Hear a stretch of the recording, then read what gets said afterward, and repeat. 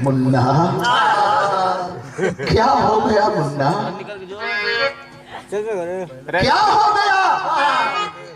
जाई भारत देश सभा में अब पूछी पर बिंदर जब अरे कवन कर्म नीत से बहानावा हो बच्चा,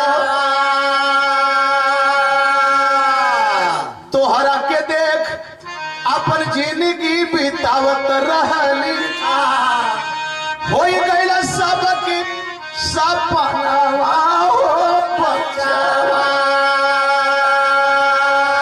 अरे मुन्ना अब तो सब कुछ खो गया, न तेरे माँ को बचा पाया न तुझे बचा पाया। कभी बाई दिवे अगर भारत में चला गया, मेरा मीत मिल गया, क्या जवाब दूंगा? कैसे उसके सामने खड़ा होकर के बोलूंगा? मुन्ना पागल हो गई ले चचा उस्मान, पागल हो गई ले। कहाँ घर हो, कहाँ द्वार हो, कहाँ साज हो, कहाँ सवेर हो। आए है माननीय शशिकला देवी सुहोल से एक 50 वर्ष पुरस्कार बहुत बहुत प्रणाम करते हैं। आप सारे लोगों को पता भैया ठीक आओ भाई, प्रेम हो तो ना मेहनत कई की कौनो जरूरी है कि पैसा दी है तब ठीक हूँ, कमाई रियाज कई के ऊपर चढ़ना है। अब यह ठीक ना कर रियाजवा हमार मत बिगड़ा, हटावा लोग यार, बस हटावा वहाँ से हटावा लोग कौन जगह हो इधर जा, इधर शेर में भागा है टोपी तो हम लोगों ने बड़ा तेरे नाम का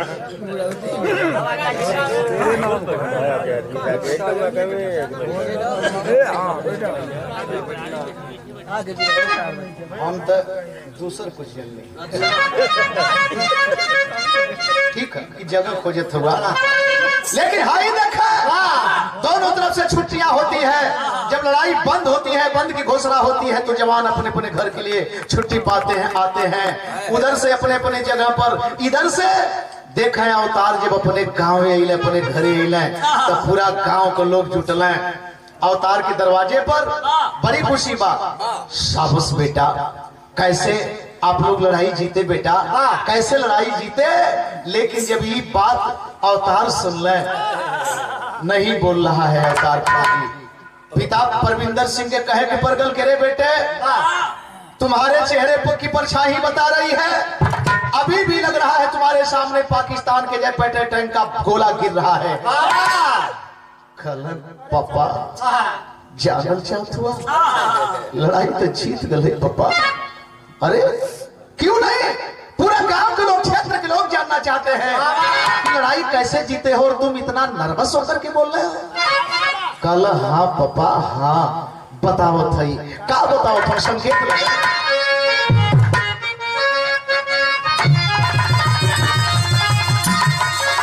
बाबू दरोगा जी, लेकिन अपने बाप के सामने, गांव के लोगों के सामने कहला का, हमारे बाबू हो, हमारे बाबू हो, कैसे बताई सरहद समाज, हमारे बाबू कैसे बताई सरहद समाज,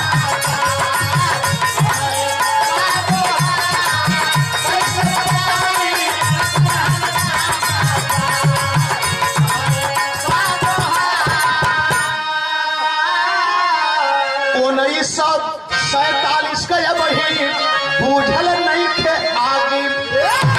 अरे भाई भाई के दुश्मन देते पर गोली दागी, हमारे बाबू, हमारे बाबू हम हुई भैया किसान के मारे, हमारे बाबू हम हुई भैया किसान के मारे।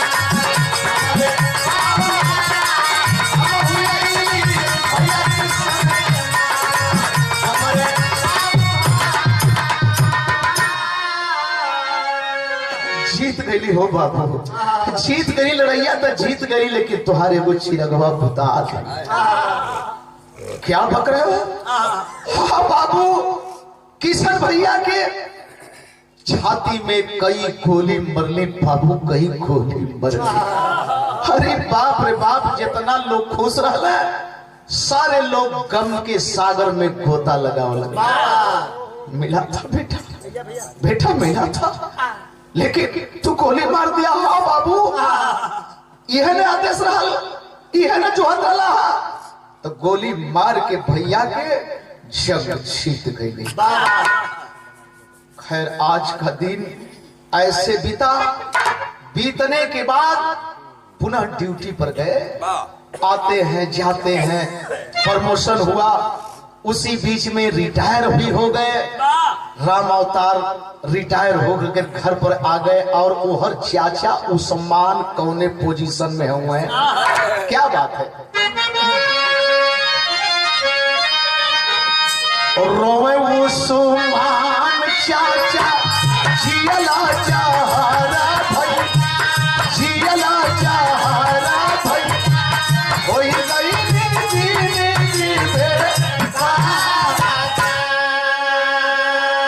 सन 77 अक्टूबर महीना, देखबा महीना, होई गई सरहद के पार। सन 77 अक्टूबर महीने में देखे घूमते फिरते सरहद को पार करके पाकिस्तान से भारत में आ गए। पगला की नैया घूम कहुआ की रामुआ, कहुआ की रामुआ, मिल गई मेजरिया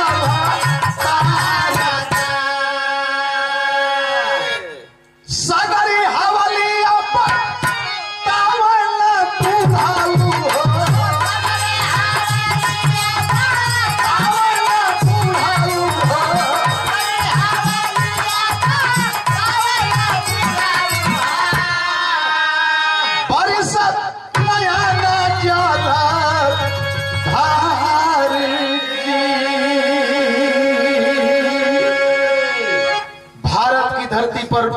सरहद के करीब में बाजार है, बाजार में बैठ करके उस्मान चचा पगलों की नहीं बक रहे हैं, पगलों की नहीं अपना सब कुछ बक रहे हैं।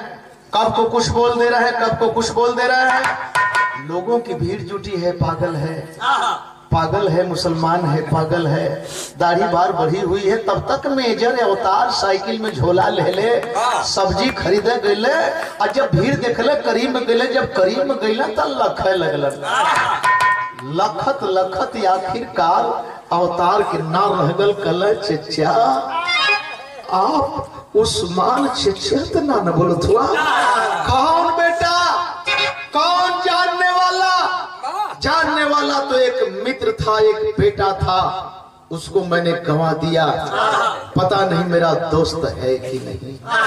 कल चचा ये बेटा ना तोरे मित्र के रहल, दू ठे रहल ना, एक ठे गंवा देला, लेकिन एक ठे तोरे सामने खड़ा आया है। चचा के उठा के अपने घरे लिए ले, जब घरे लिए न हो भैया, बाहर प्यार, बाहर धर्म निरपेक्षता, आज इतनी बड़ी दीवार खड़ी है। लेकिन वो समय का हालात भइल का,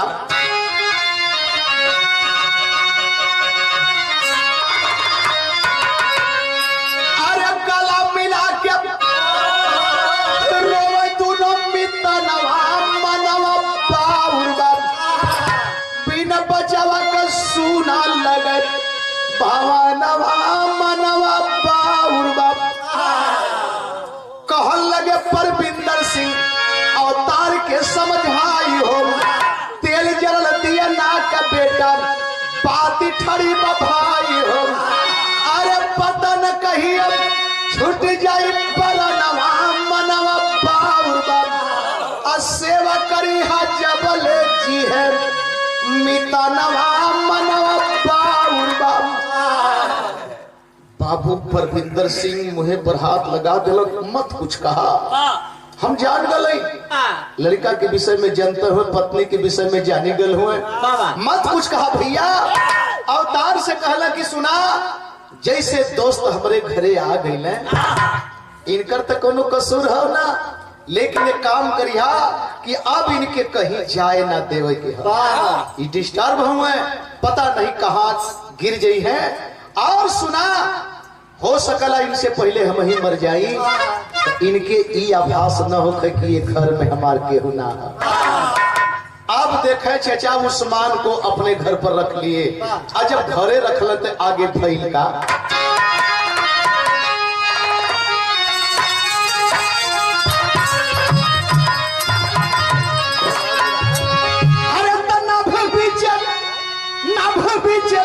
उगेला सूरज जाने सापाही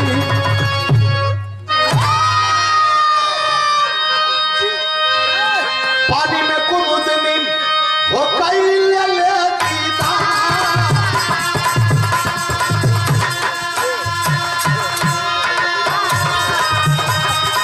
फुलवा खिले ला बाकी हर जाला सुमना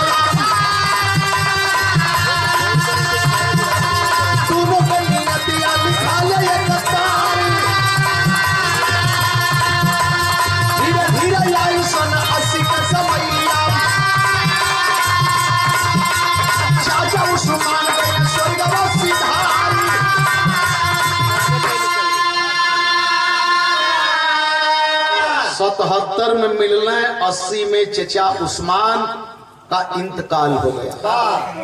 आज जब भारत की धरती पर अपनी सरहद पर अपनी धरती पर चचा उस्मान का इंतकाल हो गया बड़े शौक से हिंदू मित्र जनाजा सजौले और जनाजा सजा के उठौले यह मुंह से निकलल हेलो ब्रदर पीछे में आस्ते से बतिया लगो आप लोग गुलाम थोड़ो गुलाम हुआ तोरे संगे नंदलाल भी आई मौका वो का मौका दे लेकिन थोड़ा सा दूसरी मूड का ही चीज है इमन देश प्रेम है माई का बहन का भाई का बंधु का सबकर मन प्यार है सबकर सहयोग है। सन 80 में जब चाचा मर गए जनाजा उठाते समय देखे परविंदर सिंह कहले का हो तो सो अरे कुल गवौली आज तो हऊ के गवावत है ये तने पर बर्दाश्त ना भई हार्ट अटैक कर गल परविंदर सिंह भी मर गए रोक देहल गल जनाजा ई मित्रता देखे जनाजा रोक देहल गल साथई में सजावल जाई एक तरफ हिंदू रीति रिवाज से एक तरफ मुसलमान रीति रिवाज से अगल बगल में क्षेत्र के गणमान्य लोग मिलकर के गेट वगैरह सारी व्यवस्था किए नाम वगैरह लिखवाए लेकिन उसी बीच में मेरे दोस्त ये हर देखे अवतार का धीरे धीरे अब बुढ़ानी आवती है कि धीरे धीरे आई अवतार का बुढ़ैया अब सीमा का सिपाही लाल हो रहा सीमा का सिपाही लाल हो रहा पूरी में ड्यूटी पर रहला जवान पूरी में ड्यूटी पर रहला जवान कहीं उतने में भाग दिया पान का बखारी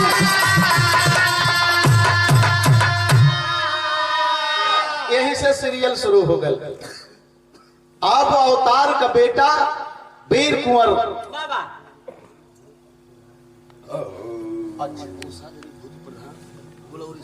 गुलौरी से और दादा का प्रधान जी का बिटिया प्रधान जी की बिटिया प्रधान उषा देवी ग्राम उलौरी की माटी से धन्य है उलौरी के लोग गुलौरी के लोग और धन्य है बहना आपकी कीमत आपकी चर्चा कैसे हम करें कर्म प्रधान है आपने जो मिसाल कायम किया बाप भी प्रधान और सासुर में जाकर के बेटी प्रधान ये मामूली बात है ये बहुत बड़ी कमाई है बहुत हम प्रणाम करते हैं आप सारे लोग का सादर सम्मान करते हैं लेकिन गौर करेंगे साथियों आखिरकार है जैन का भयल उरी में हमला हो गया एक 20 जवान हमारे मार दिए गए। और जहां बिरहा लिखावल गई, बगल में राम निवास यादव कवि जी वहीं के चंचल और मंचल यादव हैं। गाते समय दौड़ करके आए, बोले भैया ड्यूटी पर हम दोनों भाई एक जगह रहल गल। तबले अधिकारी आया और बोला कि पहलवानों एक की ड्यूटी वहां रहेगी, एक की ड्यूटी वहां रहेगी, जाओ हमान हटत है। तबले हमारे जवानों पर हमला हो गया। हमने कहा शुक्र है आप बच गए। कल की इहे तो गलत है भैया, इहे तो गलत हो गए। अरे दूठे भाइयन में अगर एक को भाई हम शहीद हो गल होती, हमारे माई के दूध का कीमत आ गई हो। बारी माटी जहां मरने के लिए उत्साहित है, आज जब हाहाकार मचा चारों तरफ कि हमारे 20 जवान मार दिए गए, 20 जवान मार दिए गए, तो हुआ क्या, बसवरिया लगल। अरे चरल परौनी अब भारत कर, सैनिक मन में करे विचार,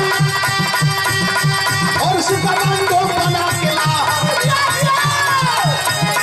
घुस गए हैं बाग मझार, वीर कुंवर अवतार सकेगा, गोली कह गई है पौछार, 30 के बदले 40 हमारे, पूरे विश्व में भेजेगा सावन सावन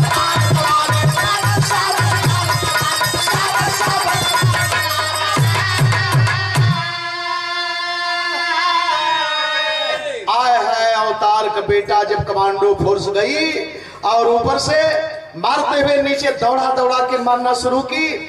40 को मारे लोग उस सितंबर महीने में ही। 17 सितंबर 18 सितंबर को हमारे 20 जवान मारे गए थे। 28 सितंबर को ही वो बदला लिया गया और उसमें वीर कुंवर जो है अवतार का बेटा भी शामिल रहा। लेकिन मेरे साथियों चारों तरफ बहबाही होने लगी। तब तक कि आपने सुना कि पुलवामा हमला हो गया। 78 गाड़ियों का काफिला लाइन से जा रहा है और हमारे घर में चोर घुस गया। चाहे यहाँ का रहा चाहे वहां का रहा, लेकिन था तो चोर। जहां का भी रहा हो लेकिन चोर था। नंदलाल अगर बिरहा गाता है तो गाता है। मान लीजिए कोई चोरी करता है तो उसको चोर न कहेंगे तो क्या कहेंगे, साव कहेंगे। हम कहते हैं कि हम चौकन्ने हैं। लेकिन अब तो एक हफ्ता हुआ, दे रहा था न्यूज पर कि 50 किलो आईडीएक्स लेकर के घुमा था, लेकिन वो 10 किलो रह लोग है। आखिरकार 78 गाड़ियन में वही गाड़ी पर टक्कर मारा जिस गाड़ी में बुलेट प्रूफ नहीं था। कैसे उसे पता था कि इस गाड़ी में बुलेट प्रूफ नहीं है। 40 जवान हमारे मार दिए गए और 40 जवानों के बाद आज तक हम सोच में पड़े हैं। हवाई जहाज लेकर के हमला किए, बहुत काफी बमबाजी किए, लेकिन न तो पाकिस्तान दहला न तो हम खुश हैं। भैया लालचंद भैया आजमगढ़ से एकदम सिटी। अच्छा अच्छा भैया के प्रणाम। प्रधान का भाई बता वही बैठल चौथापन है और हौसला देखें कितना बुलंद हौसला है कि प्रधान का भाई बाहरी परिवार कैसे परिवार का मन बड़ेपन कहल जा कि परिवार में जहां जहां इस परिवार की बू है, जहां जहां इस परिवार का रक्त है, वहां वहां प्रधानी संगे संगे है। बहुत बहुत प्रणाम करते हैं, आप सबके प्रणाम करते हैं। ये गांव के लोगों का भूर भूर प्रशंसा करने वाली चीज है। लेकिन मेरे दोस्त एक बात कहे कि परगल, हमारे जवान आज भी तैयारी में है और आज भी एक बात बताए, जानते हैं क्या?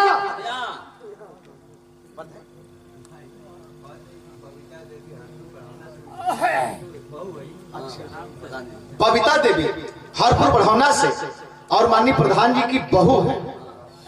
ये 100 रुपया पुरस्कार, बहुत बहुत बड़ा। कहने का मतलब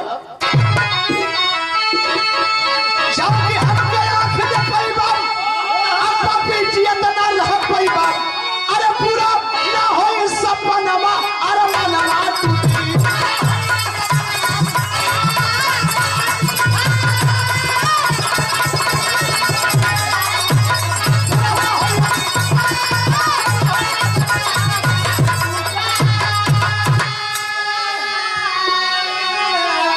हमें बांटने वाले भले बांटे, लेकिन पाकिस्तानी हम एक हैं। हिंदू है चाहे मुसलमान है, सिख है चाहे ईसाई है, जैन है, फारसी है, बौद्ध है, लेकिन हम एक हैं। हम शांति क्रांति के दूत, अब सुन लो नीच गुमानी, अरे पल के ऊपर चढ़ जाएगी सुन लो वहां जवानी, सेहरा पड़ जाए कफनमा सपनमा टूटी।